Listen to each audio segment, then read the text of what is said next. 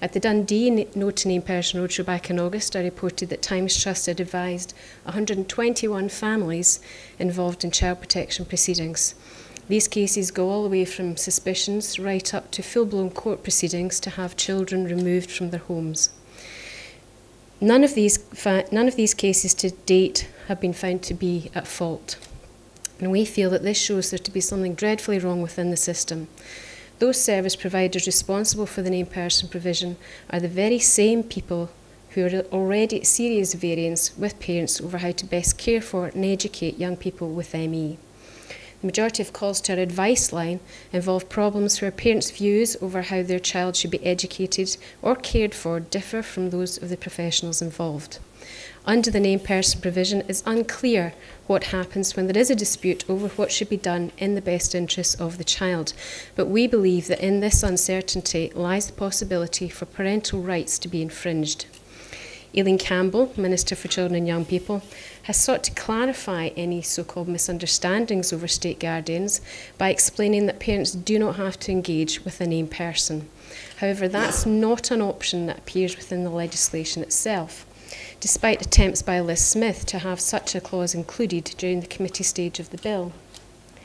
There have been no clear explanations of what is meant by not having to engage, and despite requests for clarification, no detail on how exactly parents may achieve such non-engagement without triggering further unwarranted interventions by services.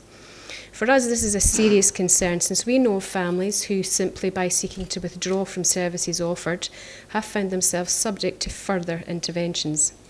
Without a formal legislative framework for opt-out that was rejected at committee stage, parents who take Aileen Campbell at her word and choose to exercise their right not to engage with a named person are potentially stepping into a child protection minefield.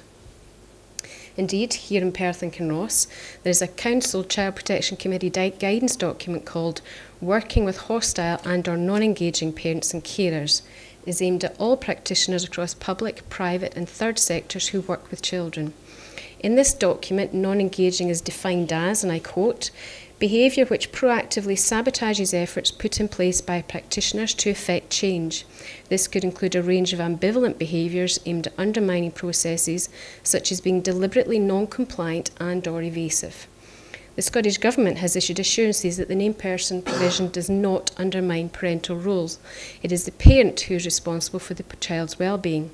However, again, nowhere in the named person provision in Part 4 of the Children and Young People Scotland Act does it state that a parent is responsible for their own child's well-being. What it does clearly state, however, is that a parent cannot be a named person. The functions of the named person are carried out where the named person considers it to be appropriate in order to promote, support or safeguard the well-being of the child or young person. However, the Children's Scotland Act 1995 states that a parent has, in relation to his child, the responsibility to safeguard and promote the child's health, development and welfare.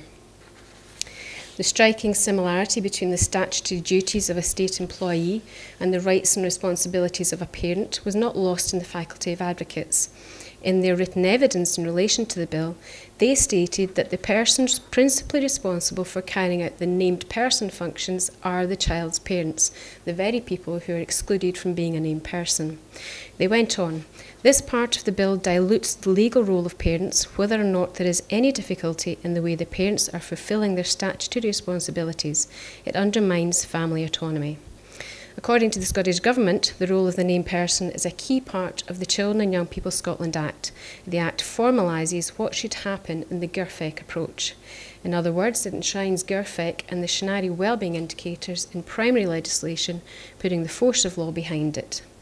Here in Perth and Kinross, the implementation of Evidence to Success Improvement Plan is recognised as supporting the implementation of Getting It Right for Every Child, GIRFEC. The universal enforcement of the named person legislation is predicated on improving outcomes for children through early intervention and prevention. The Evidence to Success Improvement Plan includes delivery of a portfolio of evidence-based programmes which feed into the ongoing assessment of each and every child to, it is claimed, allow practitioners to pick up and respond to emerging signs of potential concern. Amongst these programmes are so-called tests of change, which in April of this year there were 10 running in Perth and Kinross, with at least 4 more under development. One completed test of change has resulted in Perth and Kinross Council viewing all mothers who have babies under 4 months as having an identified need of support regarding bonding and attachment. Bill Alexander, Director of Care and Learning at Highland Council, which piloted GIRFEC and Named Person, has stated that, quote, the named person role operates on the basis of consent. It operates with support from the family. On being asked if this means that if a person raised an issue with a family over a concern they had for a child and the family is against them speaking to anyone else, do they drop it? Mr. Alexander replied, and again I quote, they would drop it unless there was a risk of significant harm. But that is not what the legislation requires. The named person provision has lowered the threshold for intervention from risk of significant harm to where the named person considers it to be appropriate.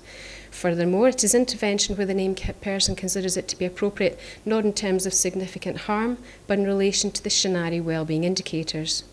The lowering of this threshold from a child being at risk of significant harm to that of a wellbeing concern or worry on the part of the named person leaves significant decisions open to personal interpretations and bias on the part of the named person. The Law Society of Scotland, in its written response in the Children and Young People Scotland Bill, described the Shinari Wellbeing Indicators as not offering a tool with which to make a clear assessment and not appropriate for enshrinement in primary legislation. Yet that is exactly what has happened. Professionals and practitioners use the 8 Shinari indicators: safe, healthy, active, nurtured, achieving, respected, responsible and included to assess a child or young person's overall well-being and to identify concerns.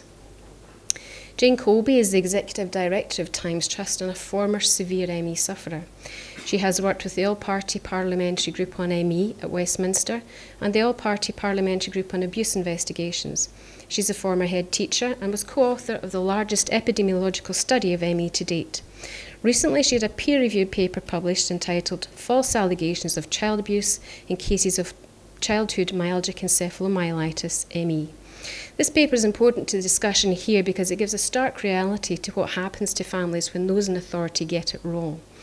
Jane explains in her paper that, quote, parents of children suffering from ME are often faced with intrusive legal action. In some cases, the threat of legal action is to enforce school attendance instead of putting into place the children's entitlement to education in the home while they recover from a serious illness.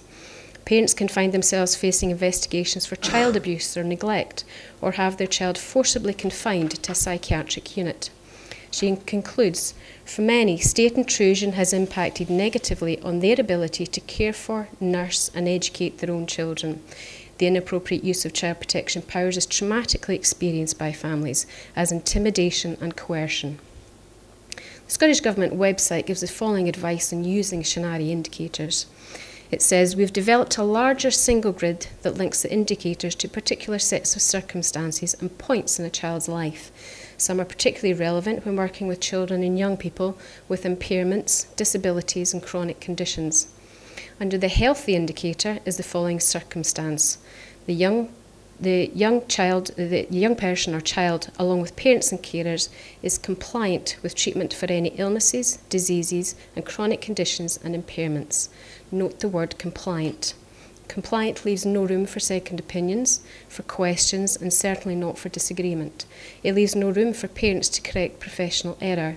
It makes no allowance for the fact that parents know their child better than any professional can, and far from supporting families, compliant places a professional in control and moves the authority to the state, making the parent's opinion entirely secondary in the care and treatment of their own child. This is state control of your children. The named person is a universal provision. There is no opt-out from this oppressive, unwarranted and, in our opinion, illegal intrusion into family life. Thank you.